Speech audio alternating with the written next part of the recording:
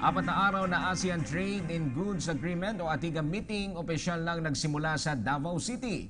Higit 100 delegado mula sa iba't ibang bansa sa Timog Silangang Asya dumalo sa naturang pagpupulong. May ulat si Julius Isamburu mula sa Davao City, live.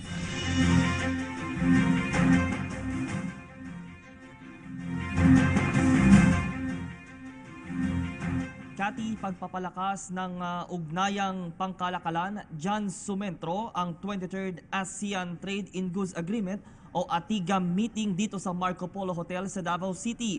Sa loob ng 4 na araw na meeting na ito tatalakayin kung papaano maaabot itong ASEAN member states na isang matatag na market and economic linkages. Narito ang report. Araw na ASEAN 23rd Meeting of the Coordinating Committee on the Implementation of ASEAN Trade in Goods Agreement or ATIGA na dinaluhan ng higit 100 delegado mula sa iba't ibang bansa sa Timog Silangang Asya. Nakasentro ang pulong sa pagkamit ng malayang daloy ng mga produkto sa rehiyon ng ASEAN na ang pangunahing layon ay makapagtatag ng isang production base at single market. Target ding pag-usapan ang less trade barriers and deeper economic integration linkages sa mga member states. Batay sa ASEAN Trade in Goods Agreement na nilagdaan noong Pebrero 26, 2009, aalisin ng bawat ASEAN member states ang import duties ng lahat ng traded products sa Timog Silangang Asya. Ibababa naman o tuluyang aalisin ng bawat bansang ASEAN ang import duties sa mga unprocessed agricultural products ng 0 hanggang 5%. Ang import duty o taripa ay ang buwis na ipinapataw sa mga binibiling imported na produkto.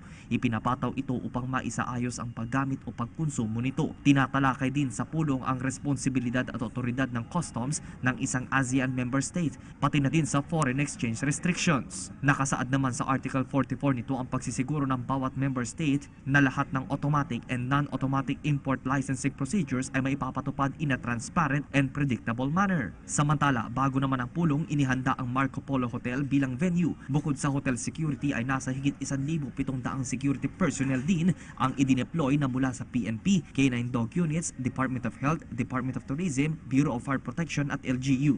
To the maximum to ensure that we are not complacent and we have taken the necessary measures with our associates, that means our staff, and with our guests. We want to make sure that everyone really will have a safe and secure visit and stay.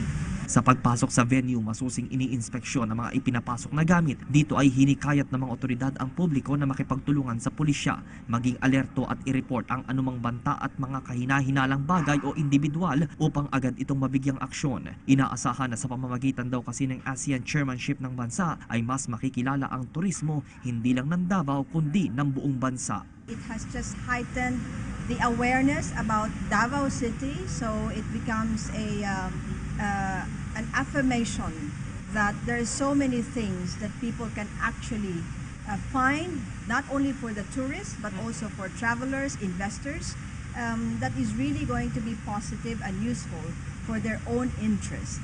It's going to improve as far as the traffic, and hopefully with that it will also hasten the plans as far as improving the connectivity between Davao and other foreign destinations.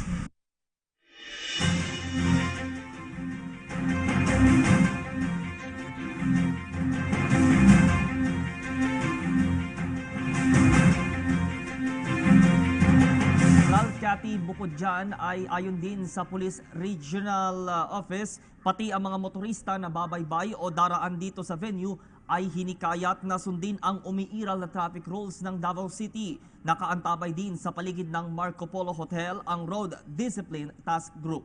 Kasama sina RJ Guevara at Randy Remotigel live mula sa Davao City para sa PTV News. Julius Desamboron. Maraming salamat, Julius Desamboron, live mula sa Davao City.